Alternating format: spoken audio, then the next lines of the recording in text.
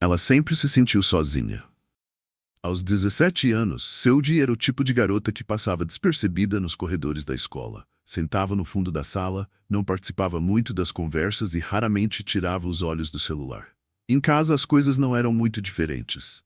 A mãe trabalhava o dia todo. O pai era ausente desde pequena e seu irmão mais velho já havia saído de casa. O silêncio era sua companhia constante. Às vezes ela sentia que vivia apenas para existir, e nada além disso. Foi nesse cenário que ela encontrou refúgio em dois lugares: doramas e redes sociais. Nos doramas, ela via histórias de amor, pessoas sendo valorizadas, mesmo com falhas e traumas. Já nas redes, principalmente em aplicativos de mensagens, ela encontrava a chance de ser ouvida sem mostrar o rosto. Era mais fácil. E foi exatamente ali que ela conheceu alguém chamado Yoon. Yoon era diferente. Tinha um perfil simples, mas com fotos bonitas. Ele dizia ter 19 anos, morava em Busan, amava dramas coreanos e gostava de escrever. A primeira conversa foi despretensiosa. Ele comentou sobre uma série que ela postou, e assim a troca de mensagens começou. Em questão de dias, estavam conversando todos os dias, por horas. Ele dizia coisas que ela sempre quis ouvir, que ela era especial, inteligente, diferente das outras. Ele lembrava os galãs dos doramas que ela tanto amava. Atencioso, gentil, com aquele ar misterioso que deixava tudo ainda mais interessante. Conforme o tempo passava, Seudi sentia que seu coração acelerava toda vez que o celular vibrava. Era Yoon. Era sempre ele. As conversas iam ficando mais íntimas, e ela, sem perceber, passava a confiar mais nele do que em qualquer pessoa real ao seu redor. Yoon sabia de seus medos, sonhos, traumas. Sabia das ausências em casa e dos olhares que ela evitava na escola. E quanto mais ela contava, mais ele parecia entender. Um dia ele escreveu: "Sinto que te conheço melhor do que qualquer um." Ela sorriu diante da tela. Era tudo o que ela queria ouvir. Pela primeira vez, Seudi achava que alguém via quem ela realmente era. E por causa disso, quando ele começou a pedir coisas mais íntimas, ela hesitou. Mas não muito. Primeiro foram fotos exclusivas, depois áudios e até segredos que ela nunca havia contado a ninguém. Ele dizia que era prova de amor, de confiança, que era só entre eles. Ela se sentia dividida, mas a ideia de perdê-lo parecia muito pior do que qualquer dúvida.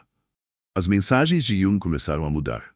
Quando ela demorava a responder, ele se mostrava irritado. Dizia que ela estava deixando de se importar, que outras meninas faziam muito mais por ele. Ela chorava, tentava se explicar, dizia que o amava. Ele sempre terminava dizendo: "Então prove." Seudi passou a se isolar. Os amigos da escola estranharam, mas ela se afastou. Passava a maior parte do tempo no celular. Os pais achavam que era coisa de adolescente. Até que, depois de 3 meses conversando com Yoon, ele sugeriu que se encontrassem. "Só eu e você, num lugar nosso." Ela hesitou, mas ele insistiu. Disse que precisava vê-la, que sentia saudade mesmo sem nunca tê-la tocado. Depois de muito relutar, ela aceitou. Mentiu para a mãe, dizendo que ia dormir na casa de uma amiga. Pegou um trem sozinha. O ponto de encontro era um parque afastado, na periferia de outra cidade. Ela chegou nervosa, com o coração acelerado. Olhou em volta. Nenhum sinal dele. Esperou por quase meia hora, até que um homem mais velho se aproximou. Ele não se parecia em nada com as fotos de Yoon. A voz também era diferente. Disse o nome dela. Ela congelou. Quando ele tentou se aproximar, Seudi correu. Sem olhar para trás, sem entender o que estava acontecendo. Chorou no caminho de volta, com o celular tremendo nas mãos. E sem coragem de contar para ninguém. No dia seguinte, ela ligou para sua melhor amiga, Min-seo, e contou tudo. A amiga ficou em choque e sugeriu investigar. Procuraram o nome de Yoon, reviraram as imagens que ele havia enviado. Com a ajuda de um site de verificação de imagens, descobriram que as fotos pertenciam a um modelo filipino que nem morava na Coreia. A ficha caiu. Yoon nunca existiu. Seudi entrou em desespero. Como pôde acreditar? Como foi tão longe? A vergonha era imensa. O medo, maior ainda. O homem do parque poderia ter feito algo com ela. Ela pensava no pior. E se não tivesse fugido? E se tivesse desaparecido? E se ninguém jamais a encontrasse? Durante dias ela mal conseguiu dormir. As mensagens antigas ainda estavam no celular. Algumas fotos também. Tudo aquilo a fazia reviver o trauma. Mas ao mesmo tempo jogar tudo fora parecia como negar que aquilo aconteceu. Ela se sentia suja, usada, manipulada. Como se fosse a culpada por tudo. E pior, não queria contar para os pais. Tinha medo do julgamento, dos gritos, das acusações. E então ficou em silêncio. Esse silêncio foi pesado. Começou a ter crises de ansiedade, evitava sair, parou de comer direito, perdeu peso, chorava à noite no travesseiro, tentando não fazer barulho. A mãe notou algo errado, mas ela sempre dizia, é só estresse da escola. A amiga insistiu para ela contar a verdade. Disse que não precisava enfrentar sozinha. E assim, depois de muito insistir, Seuji desabou para a mãe. Chorou, contou tudo, mostrou as mensagens, as fotos, o local do encontro. A mãe, que no começo ficou chocada, logo abraçou a filha com força. Disse, a culpa não é sua. Você é vítima, e eu estou com você. Com o apoio da mãe e da escola, Seuji fez a denúncia.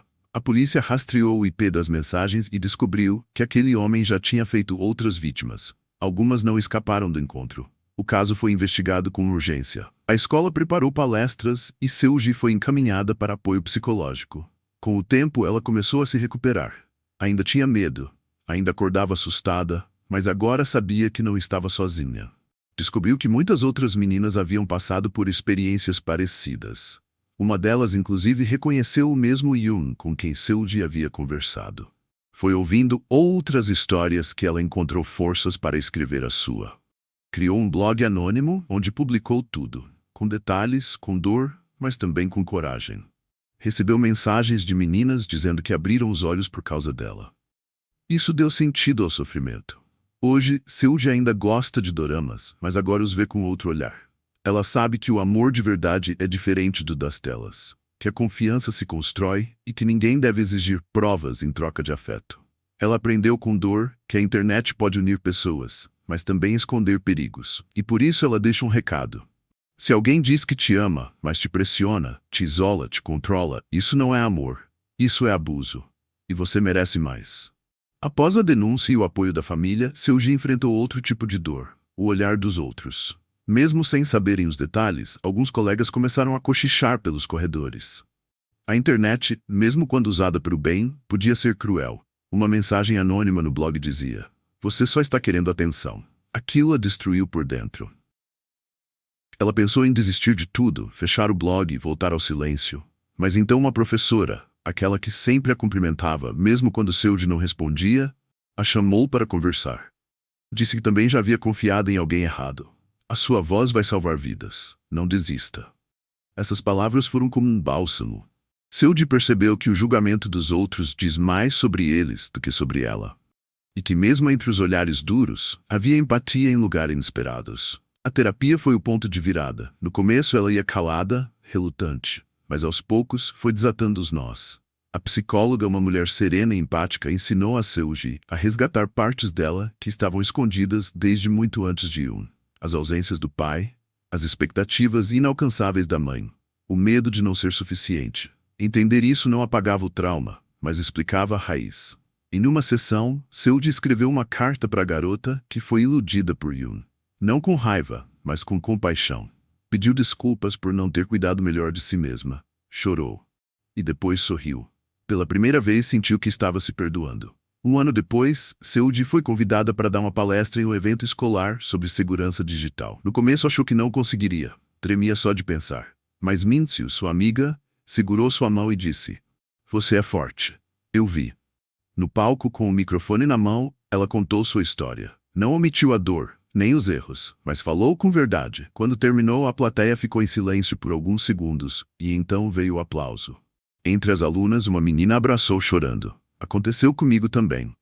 Naquele instante, Seuji entendeu. Sua história não era só dela, era de muitas. E agora, finalmente, ela tinha encontrado sua missão. Transformar dor em alerta, medo em prevenção, silêncio em voz. Se essa história tocou você de alguma forma, não saia sem deixar seu comentário aqui embaixo.